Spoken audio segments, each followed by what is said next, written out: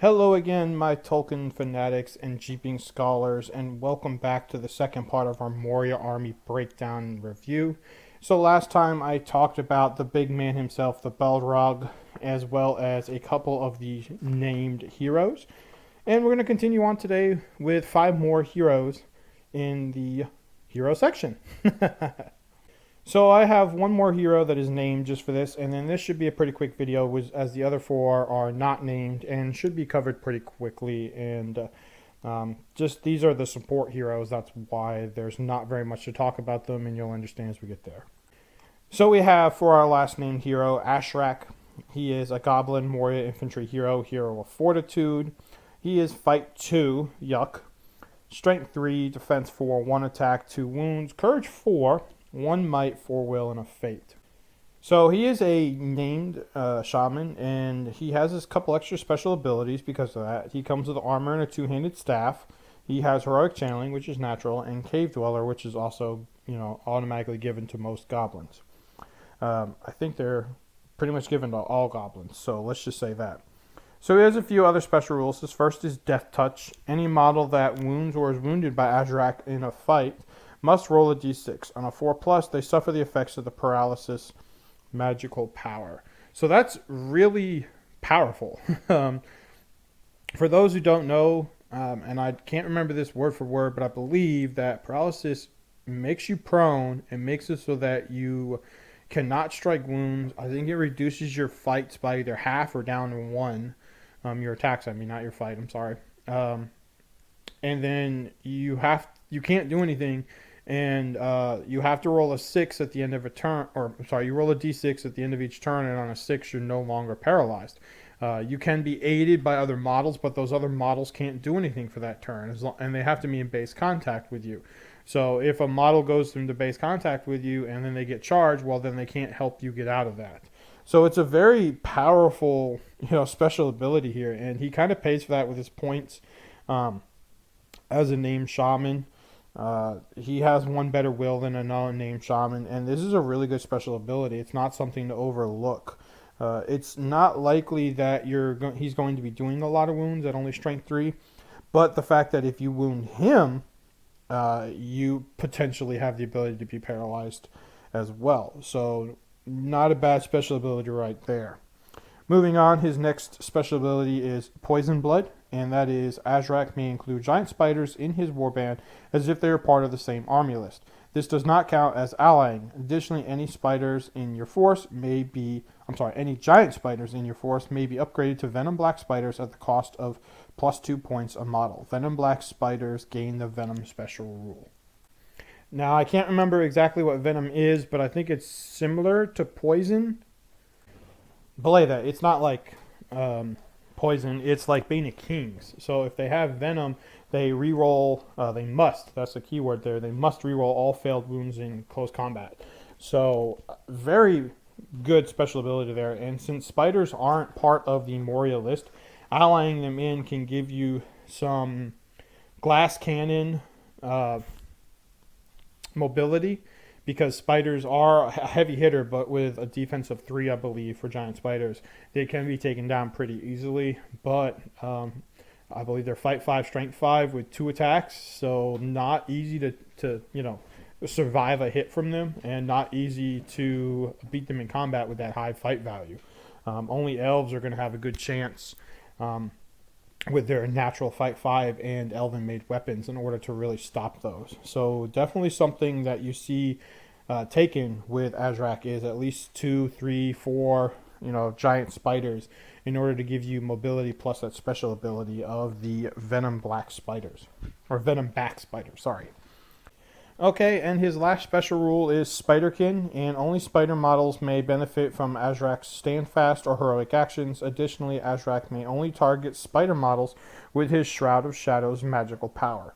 And as such, he has his 2 magical powers, one being Shroud of Shadows, as we just said, and the other being Fury, but it only affects spiders. So you usually only see Ashrak taken if you are running a spider-heavy or monster-heavy Moria list, because of the fact that he's really only helping spiders. Unlike Druzog, the Beast Caller, who is helping bat, warg, and spiders. He is a specific one. Now, that is also reflected in his statistics when it comes to his might, will, and fate point. He has one less will, one less might, and one less fate than Druzog, and his fight value is less. So he is pointed appropriately when it comes to that. And Shroud of Shadows is a good special rule, a good magical power. Sorry, it's not a special rule, but only being able to get spiders, if you don't have them in your list, you're going to suffer from that. So, not a bad character to have, and he is a number of points cheaper. You also usually see Ashrak along with Druzog in those spider-heavy lists taken. Okay, so next up we have the Moria Goblin Captain, and I hope to breeze through these because I talked a lot longer than I expected to on Ashrak. But the Moria Goblin Captain is your basic hero. He's Goblin Moria Infantry Hero, Hero Fortitude for his keywords and everything. Fight 3, Strength 4, Defense 5, 2 Attack, 2 Wound, Courage 3, 2 Might, 1 Will, 1 Fate, Armor and Sword, and Heroic March for his only heroics. He can be given a bow and shield and has Cave Dweller for his special rules. So nothing amazing, he's just slightly better than the average goblin. And he has the typical 2 Might, 1 Will, 1 Fate loadout. Moving on, we have the Moria Goblin Shaman. Goblin Moria Infantry Hero, Minor Hero for keywords. Fight 2, which is also not surprising, as usually Shamans are a lower fight value than Captains.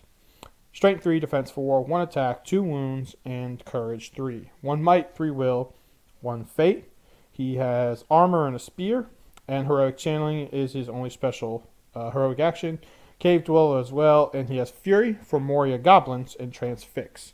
So just a quick side note, this is where you start seeing why folks take a Shaman, because the other named casters being Ashrak and Druzog, their Fury only affects, Bat, Spider, and Warg for Druzog and Spider for Ashrak. So far, we have no Fury ability that benefits Goblins, and that's where the Moria Goblin Shaman comes in. Now, it is Moria Goblin, so unfortunately, your Belrog will not be benefiting from that. So moving on, the second to last hero we're going to talk about is the Moria Black Shield Captain. He's a Goblin Moria Infantry Hero, Hero Fortitude, Strength 4, Defense 6, 2 Attack, 2 Wound, Courage 4. He's Fight 3, which kind of hurts. He used to be Fight 4, I believe. 2 Might, 1 Will, 1 Fate. He has Heavy Armor and 2-handed Sword. He has Heroic March, Cave Dweller, and Hatred for Dwarves, which is not a surprise because of the whole, they used to be Gundabad Black Shields. Now they're Moria Black Shields. Moving on, the final model I'm going to talk about for this video is the Moria Black Shield Shaman. He is a Goblin Moria Infantry Hero. Fight 2, Strength 3, Defense 4, 1 Attack, 2 Wounds, Courage 3, 1 Might, 3 Will, 1 Fate. Armor and Staff, Heroic Channeling, and Shatter, Tremor are his magical powers, and Cave Dweller. So Shatter and Tremor are actually really good spells, and you see multiples of these guys taken nowadays because if people play like a Horde Moria because of their hitting ability. So Shatter, it's a 3-up casting ability, and it can destroy a single piece of war gear your opponent has. Now, there is a couple exceptions to that. I believe Staffs of Power, the One Ring, and there's something else I can't remember often. Like body parts, like the talons from eagles and the beaks and stuff like that. You can't actually shatter, parts, living parts of the model. So, like, that's an example using the eagles. But very good.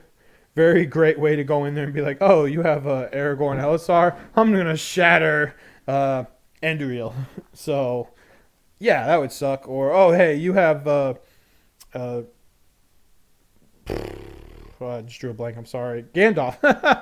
I can see him in my mind's eye, but I drew a blank. You have Gandalf. Well, I'm going to shatter Glamdring. So, obviously, that's very unlikely to go through unless Gandalf is tapped. But, it's a threat. Very good piece to have.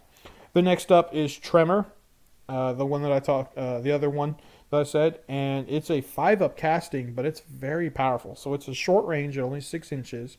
So yeah, short range, and what happens is if it hits, you draw a straight line, kind of like a hurl or a sorcerer's blast, from the model, from the caster to the model affected, and then roll a d6, and that goes d6 inches back, and all models in that are knocked prone, and I believe they take a strength 3 or strength 4 hit. I think it's strength 4. It's actually strength 6. I just did a quick check. And if you are a cavalry model, then you automatically consider having to have rolled a 1 on the Throne Rider chart. So you're going to get that additional strength 3 hit as well. Very powerful spell. That's why it's harder for it to cast. It's shorter range. Usually 6 by the time you get into 6 inches, most armies are movement 6, so you're getting charged. But if not, then great way to potentially dismount enemy heroes, to score cheeky wounds against enemy heroes, to steal a point of fate from a hero, something like that. Or just to completely throw your opponent's battle lines in disarray. So very good very good magical power. I'm having a hard time today between special rules and magical powers. But yeah, so those are the 5 profiles I want to go ahead and cover in today's video. I have a couple more models to cover for heroes, and we're going to cover those last 3 in a separate video. And then hopefully we'll do 2 videos to cover all of the warriors, because there are a large number of profiles for that, and I feel like one video might not do it justice. I might have to try and rush through. We'll see though, and we'll go from there. But thanks guys for watching. Please like, share, subscribe, and I will see you next time on the Moria Army review.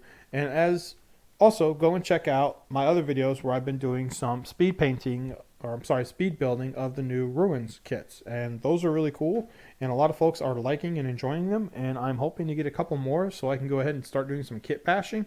And I'm waiting patiently for this new terrain to drop that they have mentioned, and I'm looking forward to seeing that. But as again, please like, share, subscribe, and I'll see you next time.